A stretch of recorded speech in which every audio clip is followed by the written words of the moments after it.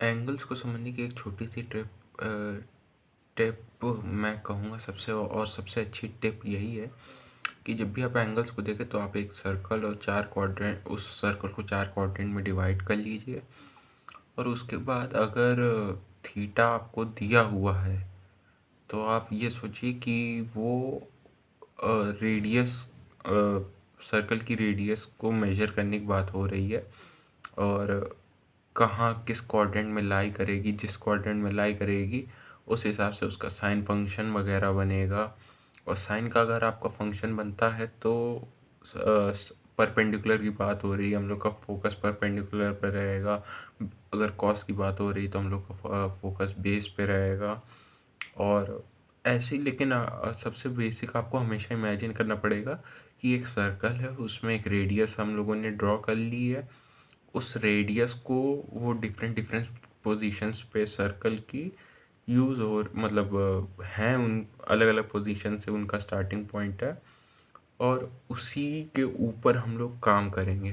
सबसे ज़्यादा यूज़ इसका इन एंगल्स या एप्लीकेशन या साइन थीटा वगैरह का अगर हम लोग सोचें तो नेविगेशंस में होता है। किसी भी अगर आपको कोई ऑब्जेक्ट फाइंड करना हो, फाइंड तो नहीं कहूँगा, लेकिन जैसे लोग नेविगेशन में आपको बहुत ज़्यादा यूजेस मिलेगा कि आपने वर्ड प्रॉब्लम्स अगर करी होंगी तो उसमें आपको हमेशा बताते होंगे कि एक ट्रायंगल इतनी लेंथ पे है, उसके बाद एक पेंसिल से उसी सेम लेंथ को एक लड़का देखता है ड्राइंग बनाने के लिए और आपको मेजरमेंट्स दे दी जाती हैं। तो वो इन्हीं सब फंक्शंस का यूज़ होता है।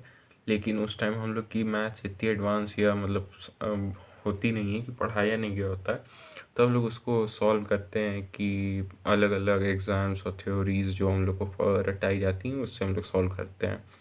वरना अगर हम लोग साइन थीटा कॉस थीटा उस टाइम भी यूज़ करते तो बहुत ज़्यादा इजी हो जाता और समझने में भी इतनी दिक्कत नहीं होती जितनी बाद में हम लोग को बताए जाने पे होती है।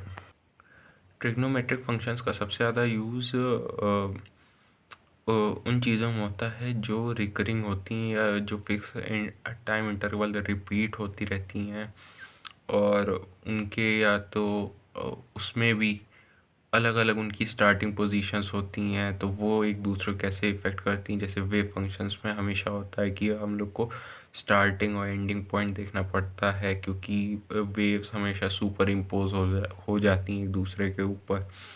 और सबसे ज़्यादा आपको रोटेटिंग मोशन या इन जो भी ऑब्जेक्ट आपको अगर फिक्स टाइम पीरियड या इंटरवल में रिपीट होते हों या क्योंकि देखिए जैसे अर्थ या सन रिवॉल्व करता है तो एक साल में अर्थ उसी पोजीशन पे आ जाती है जिस पोजीशन से स्टार्ट करी थी।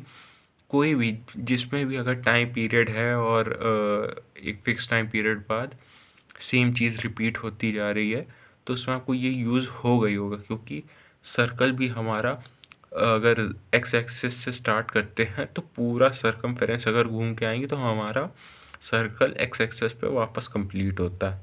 तो ये सर्कल की इसी प्रॉपर्टी की वजह से हम लोग सर्कल का मतलब जब मैथ्स में मैंने जैसे पहले बताया था मैथ्स एक लैंग्वेज है, तो ये सर्कल हम लोग को एक बेस बना देता है जिस पे हम लोग ये सब जैसे वेव्स का सुपर इम्पोजिशन हो गया या और भी जैसे रेगुलर टाइम इंटरवल या फैक्टर्स वगैरह जो इन्फ्लुएंस करते हैं किसी भी ऑब्जेक्ट के रोटेशन रिवॉल्विंग या ऐसे किसी भी ऑसिलेटरी मोशंस वगैरह में जिनका एक फिक्स टाइम पीरियड है और रिपीट करते हैं अपने आप को बार बार, तो उनके लिए एक सबसे बेसिक मोशन हम लोग मान सकते हैं कि एक सर्कल है और उसी के ऊपर हम लोग चीज़ों को बिल्डअप करते जाते हैं।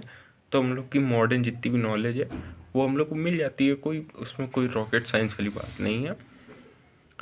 बस इतना ही सिंपल होता है, लेकिन हम लोग को इस तरीके से कभी बताया ही नहीं गया या हम लोगों ने कभी सोचा नहीं, इस वजह से हम लोग दिक्कत आती है। और ना बाकी जितने भी जो भी मैथ्स के सब्जेक्ट या फील्ड में बहुत अच्छा काम कर रहे हैं उन्होंने ये बातें सोची और उनको अपने आप तो नेचुरली आने लगा।